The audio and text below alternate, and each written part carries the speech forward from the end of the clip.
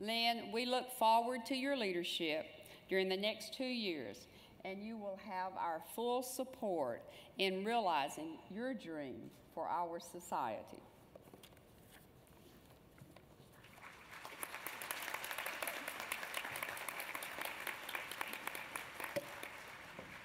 Thank you, Beverly. I would first like to introduce you to my family, because they are from whence I come.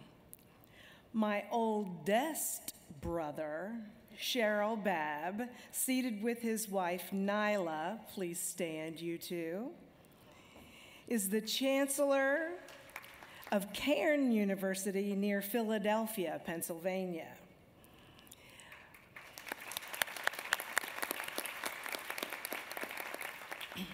My older brother, Ken Babb, seated with his friend Cam Hill, lives near Winston-Salem, North Carolina, where he is an attorney.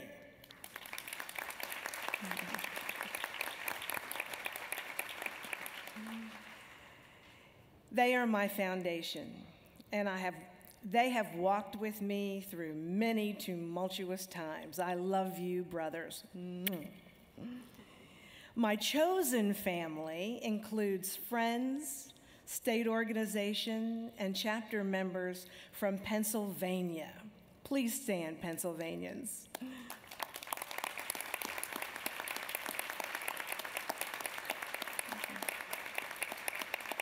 Thank you.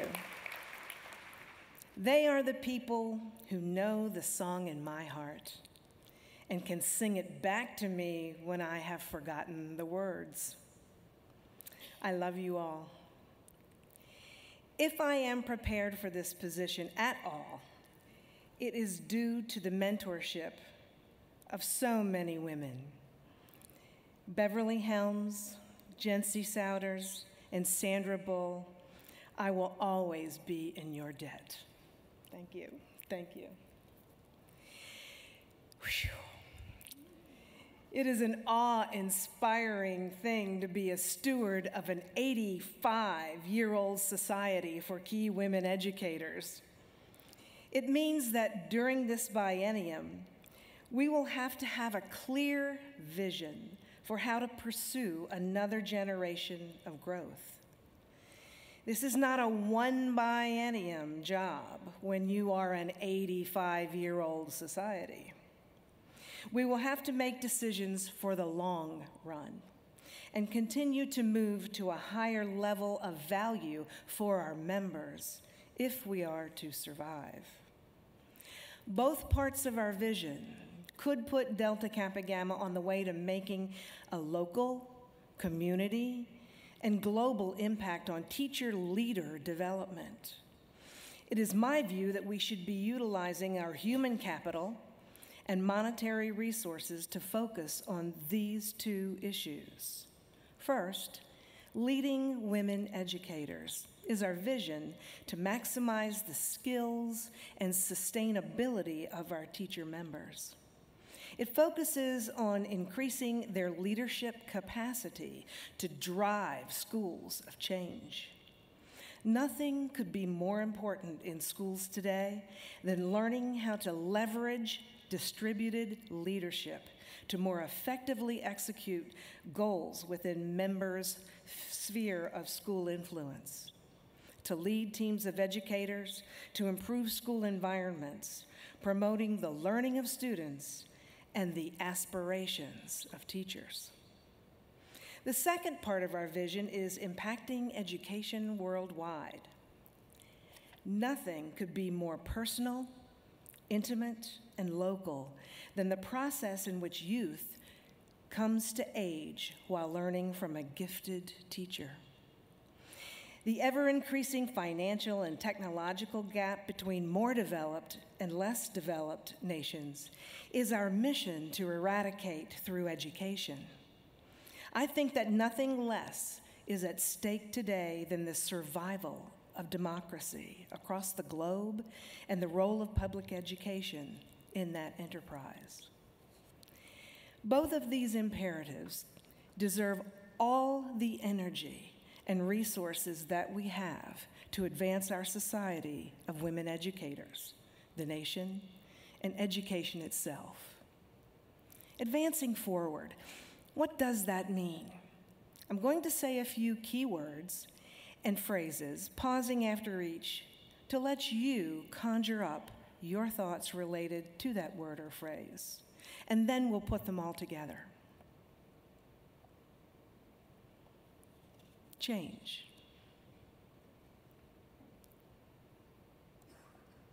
Fear. Challenge. Higher calling. Courage. Perseverance. Mission. Growth. And back to change. Our founder, Dr. Annie Webb Blanton, urged teachers, and I quote, "Be progressive. Keep up with the moving world while not discarding what in the old has value. But don't cling to the old when its worth has passed. Don't be a person so set in your views that nothing can change you." Unquote. It's as if she was giving us permission to change things, maybe even expecting it.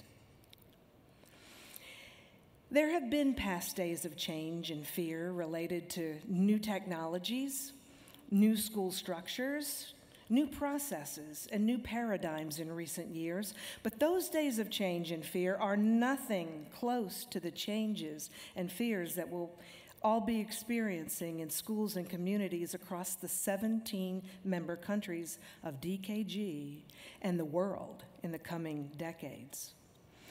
All of these challenges will affect how our children and youth, how families, how teachers, how communities will function and cope. They will change the way we carry out the mission of education forever. Yet despite all of these changes, fears, and challenges, here you are tonight. You've spent your time and spent your money to come together here in Indianapolis to continue advancing yourself in either your professional or personal growth.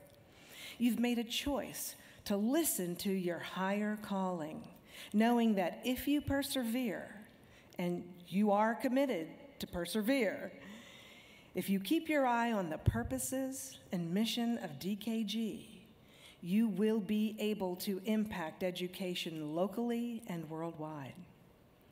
We absolutely need to advance the skills and leadership of young women and educators to walk forward courageously into their new schools, knowing that through their personal and collective growth, through the growth that you will inspire and mentor, positive changes will inevitably come about in your own community, in your state, province, or country, and in this world.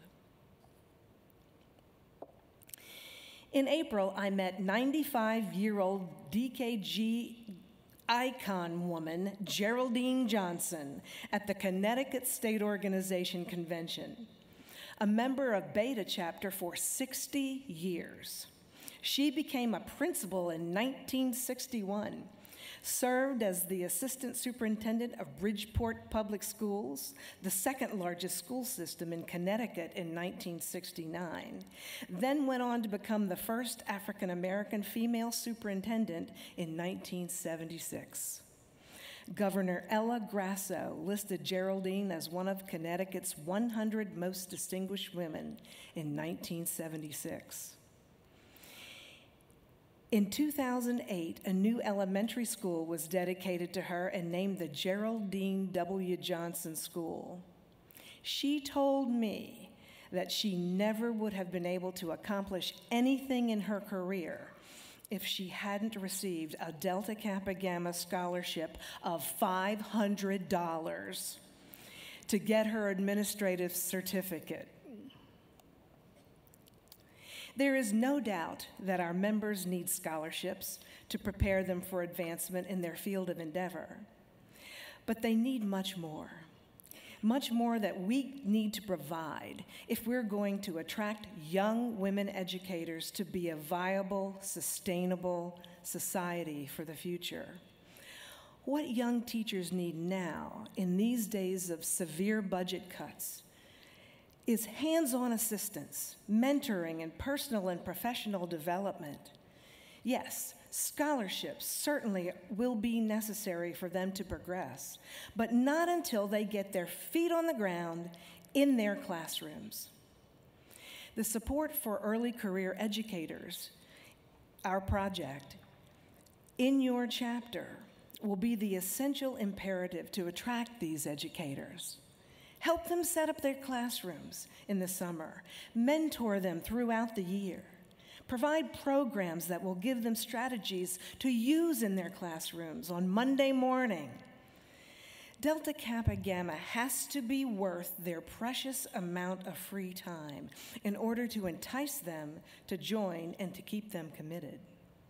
It is my dream that in 60 years, in 2074, a member is being honored by her state organization, and she says, if I hadn't received the mentoring and professional development I received from Delta Kappa Gamma, I never would have made it through my career.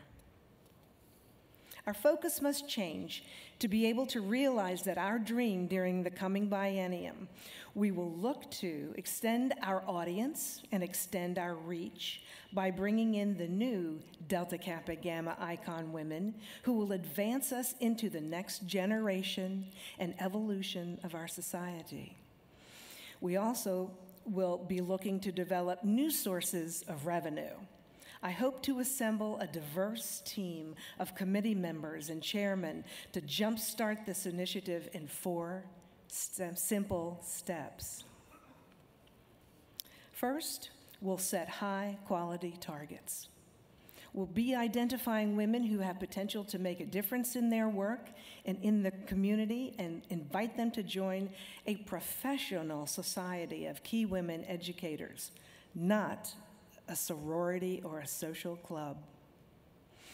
Create a shared vision within this society that has an appropriate level of strong ambition, and select initiatives to realize our program and membership goals, and test new strategies. Next, we'll enlist diverse opinions. We'll listen carefully to innovative people who have innovative ideas. We'll assess organization capabilities and culture, and encourage members to lead from any chair in which they sit in the organization. We're going to take multiple shots on goal. That means we'll be brainstorming winning ideas and transforming them into solutions to our problems. Jumpstart growth and innovative project teams. And we'll gain organizational buy-in for new ideas from the chapter level up. And finally, we're going to learn from experience and experiments. We hope to assess what has worked and what hasn't. Develop simple steps to evolve to the next generation of the society, and implement winning solutions throughout the society.